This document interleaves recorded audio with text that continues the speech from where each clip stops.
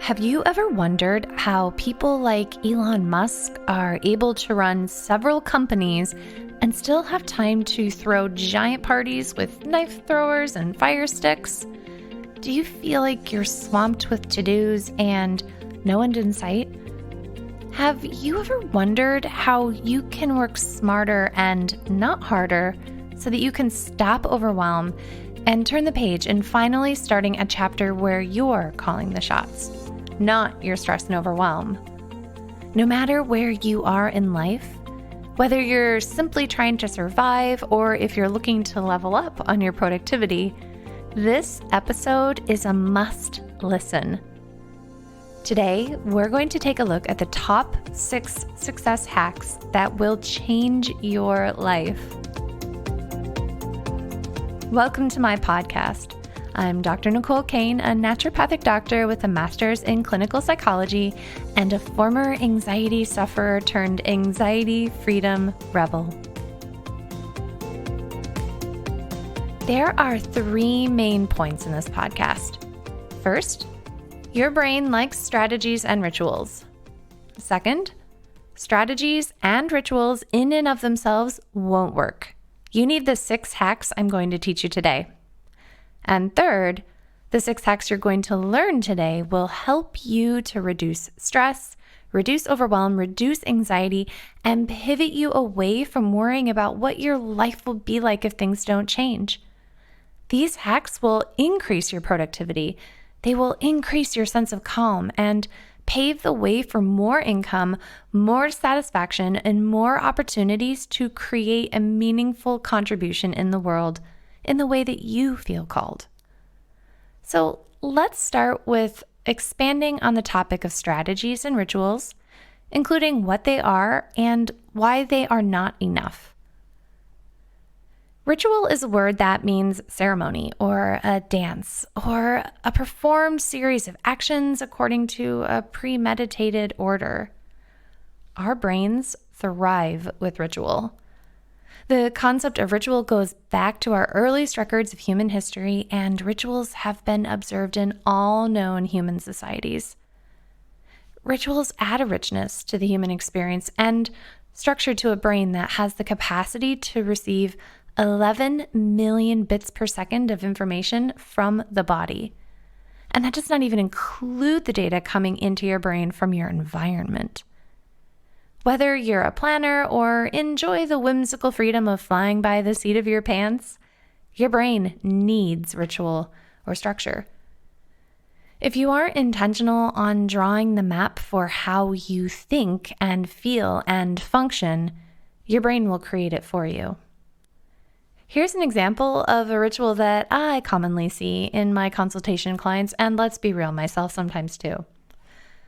Wake up, check email, panic at 300 unread emails, and then stagger out of bed, chug coffee, scroll through morning news, panic over the president's latest tweet, check your watch, realize you're late, shove a burrito down your gullet, and leap into the car with your t-shirt on inside out. Okay, so maybe it's not always that extreme, but seriously, look at your daily routine. When do you wake up? What's typically the first thing you think of? What do you do? What is your initial impulse? And what is your ritual? Your brain loves habits. In fact, I did a whole podcast on how your brain loves habits so much that the average person spends 95% of their time on autopilot. This, if it's shocking to you as it was to me, check out my podcast entitled Wake Up, How to Wake Up and Live the Life You Were Meant to Live. And rituals cut down the input of noise going into the brain so that the brain can concentrate on whatever is most important in that moment, so that in those small moments when it's not on autopilot, it has the bandwidth to think about what really matters to you. Having rituals is evolutionarily favorable. For example, let's say that you are gathering in a forest and a hungry bear comes out of the bushes. In order to keep you alive, your brain goes into what is called autonomic arousal, where even before you have engaged in any critical thinking, your muscles are primed to run, Your heart is pounding and sending more oxygen and nutrients to your muscles. Your airways open and are ready to pull in lots of extra oxygen to keep up with the frenzied demand from your biology. You run away from the bear, diving over branches you didn't really see, turning corners and nearly missing trees that came too fast for you to assess, and you quickly get out of harm's way and into safety. The greater the ability for your brain to go into autopilot, the greater likelihood of survival. In a world where we're running from dangerous wildlife, this is totally sufficient. But in the 21st century, there's a whole different layer of demands, and this is where we come to our second point. Strategies and rituals won't get you the results you're looking for without the 6 hacks I'm going to teach you today. And in order to explain what I mean, we're going to talk about mimes. I promise it's going to be great. Imagine a mime spinning plates. In her right hand, balanced on each of her 5 fingers, are 2 spinning plates each. She has another. It's spinning atop her head, and then she has 10 more, let's say, in her left hand. A mime companion comes along with some pretty amazing looking plates, and he offers them to her. Now, she's skilled at spinning plates, and she's got it down to a pat, but she would love to give these new ones a go. So she squats down, her bottom touches the floor, and with plates still spinning, she's now sitting with both knees pointing upwards. Can you see it in your mind? The second mime comes and he places a spinning plate, one upon each of the first mime's knees, and she's now feeling a little overwhelmed, and the plate on top of her head is wobbling. A third mime approaches, wielding more beautiful plates, these plates even more appealing than the last. And her brain bounces its awareness to the plates in her right hand, and then to the plates in her head, and then the plates in her left hand, and then down to the plates on her knees, and she starts to sweat. And her mind is racing for ideas. She could decline this amazing opportunity to try her skills with these new amazing plates. She could risk dropping the plates she already has spinning for the chance to add 2 more to her routine. Or was there a different option? Have you ever felt this way? She's not haphazard. She allocated her plates accordingly and appropriately, and she's structured in her methodology. But she's feeling extremely overwhelmed and thus has a glass ceiling preventing her from taking on more opportunities. Dropping the plates won't kill her, but they can represent a loss of everything she has worked for. Have you ever felt like you were navigating so many tasks or spinning so many metaphorical plates that you were worried you were just going to lose it? I have. I was building my private practice in integrative psychology, running a successful preceptorship for budding physicians, leading clinical medical rotations, writing a new psychology curriculum for a medical institution, and teaching didactic classes, all the while talking with my medical students about prioritization and essentialism, topics we'll get to later in this podcast. But what about all of those people who are achieving 10 times more than me and in the same amount of time? Was I just not working hard enough? Was I too inefficient? What kind of superhuman would I have to be in order to spin all of these plates? Can I get a witness? Are you with me? Well, it turns out I'm not a superhuman, but that wasn't my problem. My problem wasn't even that I wasn't structured. I was organized. I had a good routine going. But my problem was that I didn't know the 6 tools that I'm going to share with you today. And boy, did it show. I eventually dropped a lot of plates. I mean, porcelain everywhere. And sitting there on the metaphorical floor, plates scattered about me, I knew I had to figure out what I was doing wrong. I found the answer by looking at who was doing it right in my mind. And this is where we come to the third and main point of this whole podcast. If you're looking to increase your effectiveness, if you want to defeat overwhelm, if you want to win the game of showing up in the world in a way that you've only ever previously dreamed, and if you're ready to ditch the habits that have been holding you back, then get ready. Because I'm going to share with you my top 6 success hacks that will change your life.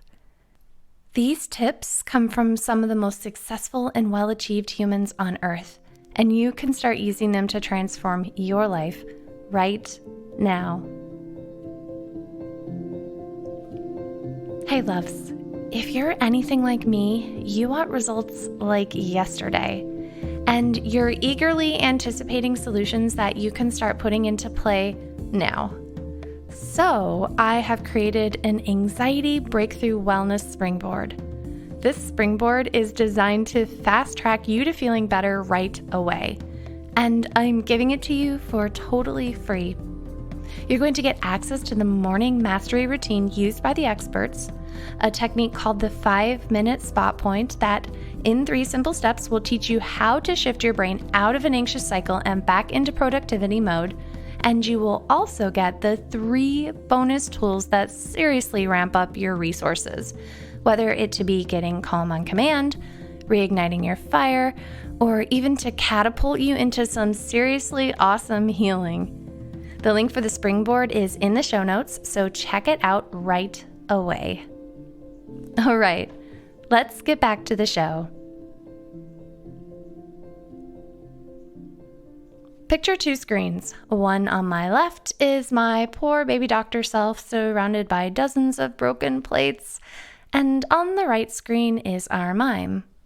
She's sitting on the floor, knees up, spinning all of those plates like a super magician, and one of her compatriots is standing to the side cheering for her amazingly astute plate spinning wizardry, and another has approached with yet another set of porcelain. In this metaphor, if you haven't gathered, the plates are tasks, opportunities, jobs, and spinning takes attention, focus, bandwidth, and stamina.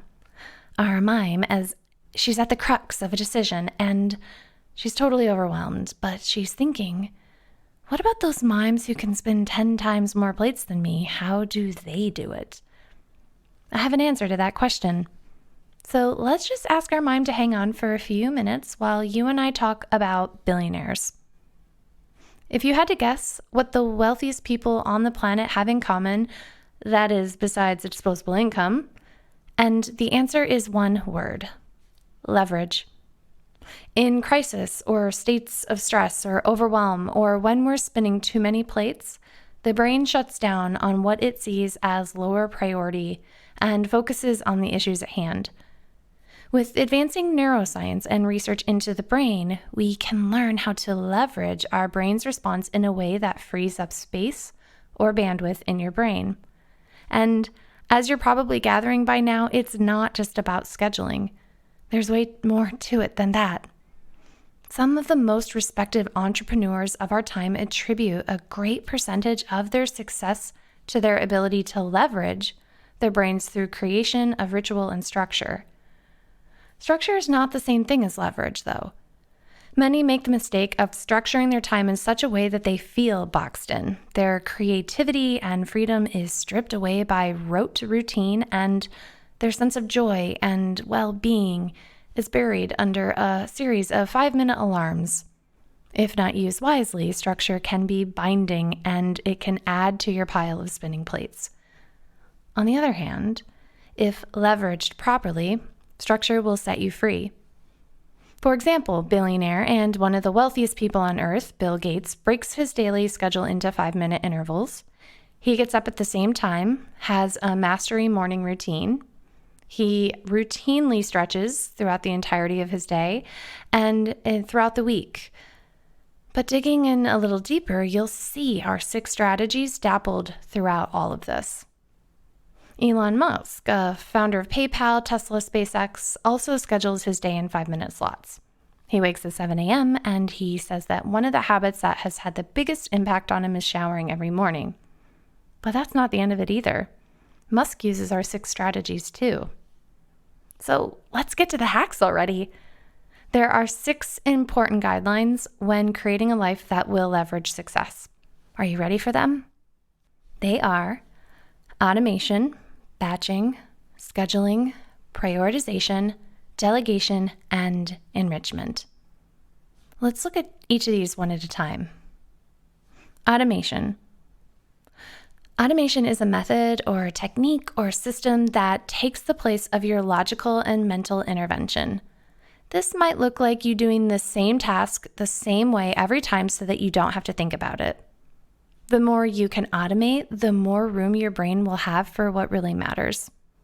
This also offers the side benefit of muscle memory. Automation can involve using software or other mechanical devices that can operate independent of your functioning.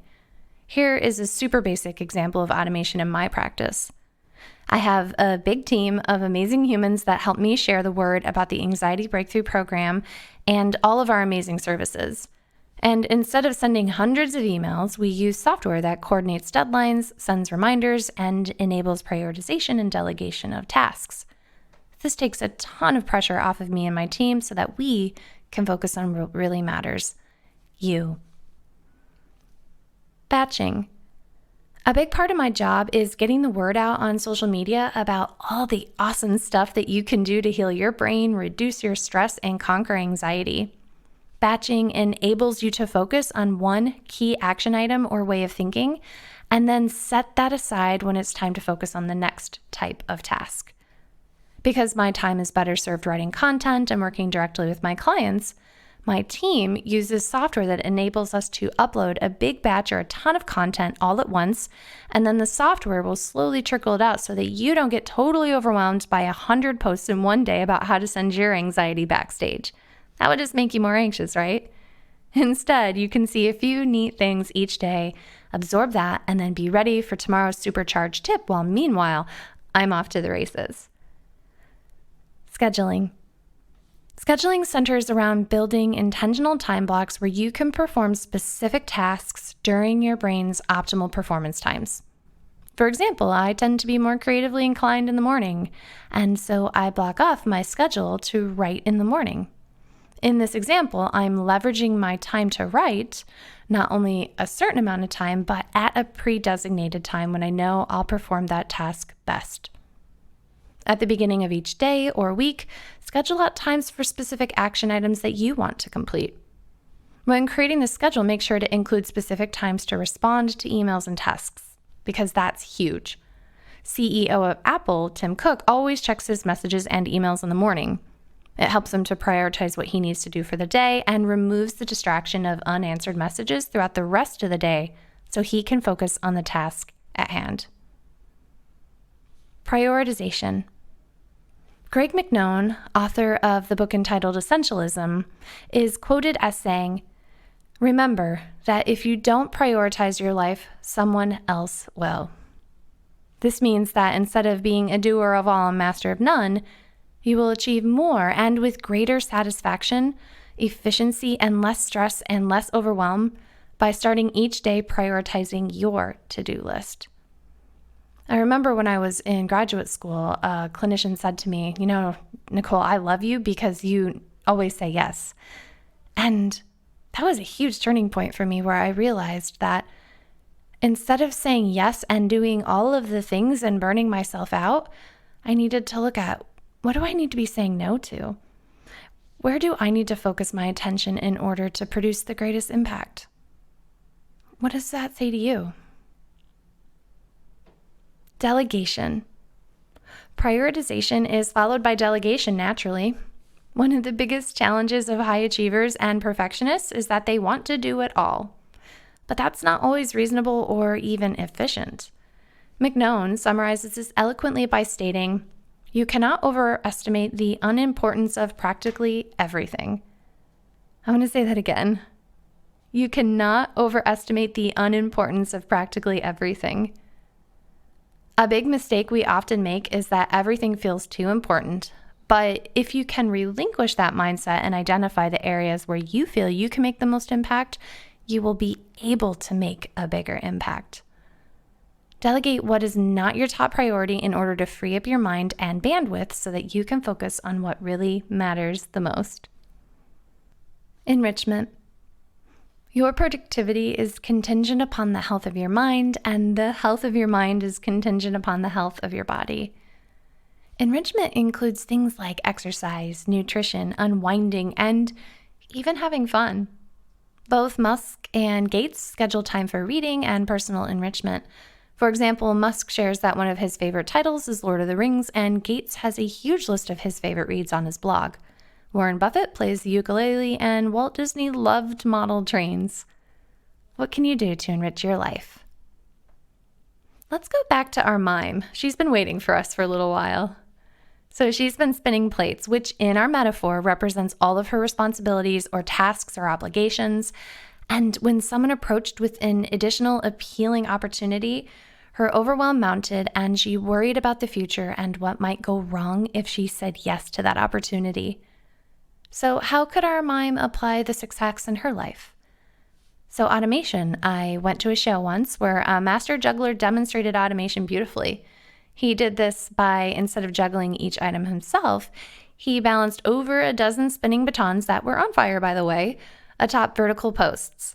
And as the juggler went to work on adding more and more amazing items to his routine, the automated batons continued to spin and entertained us all.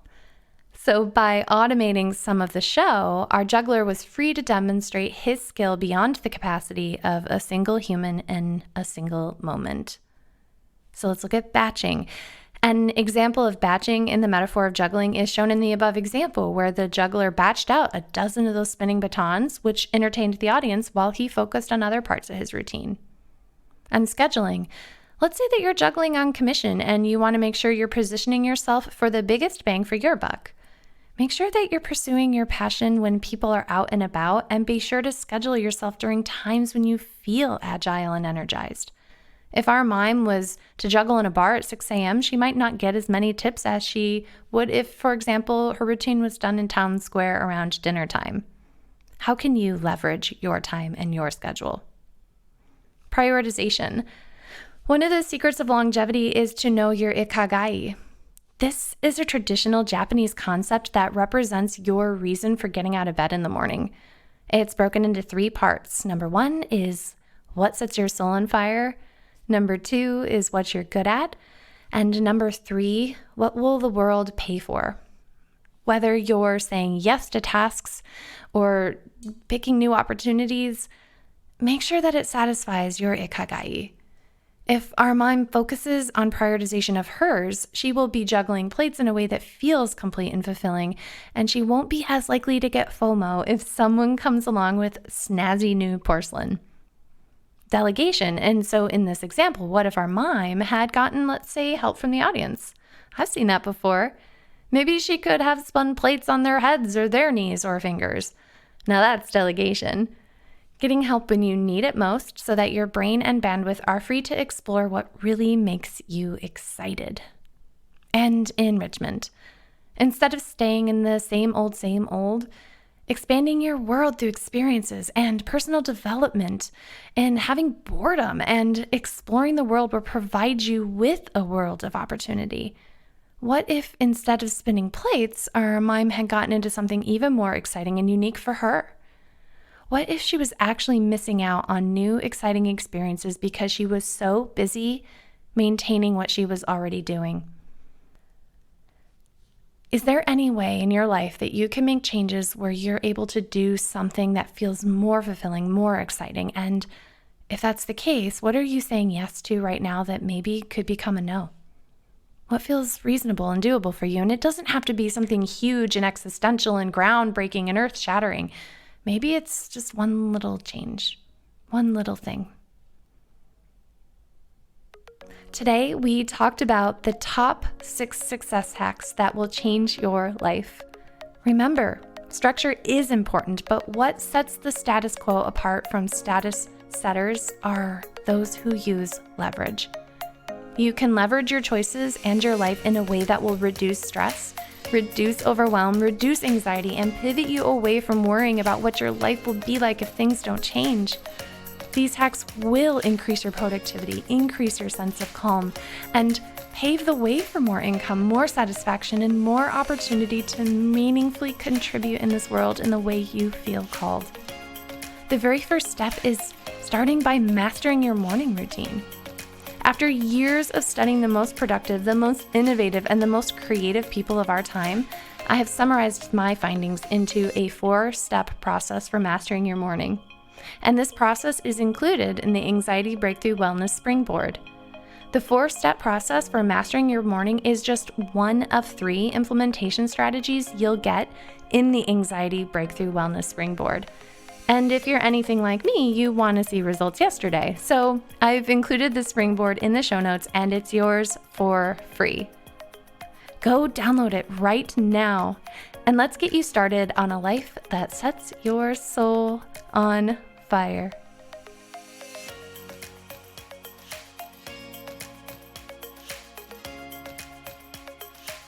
Hi everyone, thanks for listening. This has been Dr. Nicole Cain. If you love what you're hearing and are eager for more, please hit the subscribe button. It helps me know that what we're doing is valuable for you. To get your free copy of the Anxiety Breakthrough Wellness Springboard, click in the link in the show notes. If you want more information on how to get your life back, check out my website at www.drnicolecain.com. You can send questions, learn about consulting with me directly, and even preview our online courses. We'd love to meet you and learn more about how to support you and getting your life back. And now for the disclaimer. The recording you just listened to consists of the personal opinions of Dr. Nicole Cain, a naturopathic doctor with a master's in clinical psychology. While these opinions are based upon literature, her counseling education, medical training, and clinical experience, this content should not be viewed as the definitive opinion on these subjects. Listening to this podcast is not a substitute for any sort of medical, psychological, or other form of treatment. If you are in a crisis, please call 911 or call the National Suicide Prevention Line at 1-800-273-8255. If you're in need of counseling, don't hesitate to make an appointment with a counselor in your area. Dr. Nicole Cain is so passionate about people getting their life back. If this resonates with you and you think this podcast would help someone you love, please share it with them. Stay in the conversation with Dr. Nicole Cain about writing the next chapter of your life so that it plays out just the way you want it. Explore your options for working with her at www.drnicolecain.com. That's Dr. Dr. Nicole Nicole Cain Cain.com. When you're there, be sure to take advantage of the free Anxiety Freedom 1-week challenge. We look forward to seeing you on the next episode of the Get Your Life Back podcast. Here's to your next chapter.